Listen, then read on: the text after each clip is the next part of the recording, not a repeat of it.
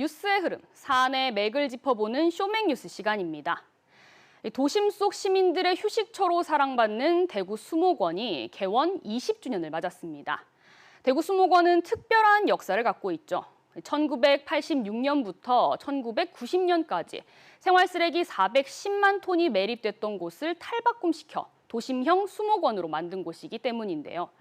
이때부터였을까요? 대구는 녹지축 조성 등 기후위기 대응에 진심이었는데요.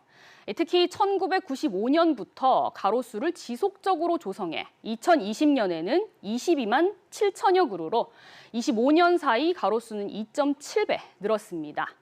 특광역시 중에서는 서울과 울산 다음으로 가장 많고 시민 한 명당 0.09 그루인 셈입니다.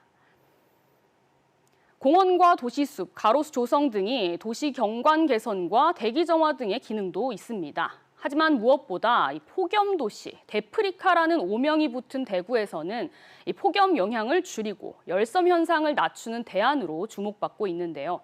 실제로 대구에서는 가시적인 성과가 나타나고 있습니다. 2010년대 대구의 폭염 대비 열대야 발생일은 0.6일로 전국 특광역시 중 가장 적었습니다.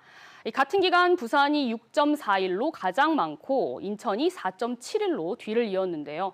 열대야 발생 일수 역시 같은 기간 대구는 19.7일로 부산 22.3일과 인천 20일보다 적었습니다. 또 온열 질환자 발생률도 2016년부터 5년간 인구 10만 명당 대구의 온열 질환자 수는 2.1명으로 전국 특광역시 중 최저 수준이었습니다. 같은 기간 광주는 5.1명, 울산은 4.4명을 기록했습니다. 물론 폭염 저감 시설 확대와 취약계층에 대한 예찰 등 다양한 폭염 대책의 결과겠지만 녹지 조성 등의 영향도 크겠죠. 다만 도시숲이나 가로수의 양적 성장과 더불어 이제는 체계적인 관리가 필요하다는 지적도 나옵니다. 대구경북연구원은 2020년 기준 대구의 연간 가로수 관리 비용이 한 그루당 6,828원으로 매년 주기적이고 세심한 관리는 현실적으로 불가능한 수준이라고 지적했습니다. 반면 해외에서는 조금 더 체계적인 관리를 해오고 있는데요.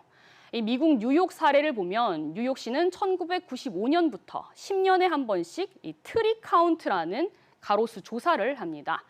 이를 통해 온라인상에서 가로수 현황 정보를 파악할 수 있고요. 또 시민이나 학생들이 특정 나무를 내 나무로 지정해 생육을 관찰하고 물을 주는 등 트리 케어 활동도 진행합니다.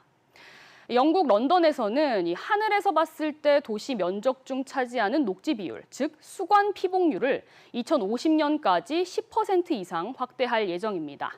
이를 위해 과도한 가지치기를 지양하고 매뉴얼에 따른 건강한 가로수 관리를 진행하고 있습니다. 또 기업과 공공의 후원을 촉진해 가로수의 양적 확대와 함께 질적 개선도 추구하고 있습니다. 대경연은 이를 바탕으로 대구에도 체계적인 가로수 데이터 조성과 관리 시스템을 구축해야 한다고 강조합니다. 또 충분한 예산을 통해 주기적이고 장기적인 관점에서 가지치기와 관리가 이루어져야 하고요.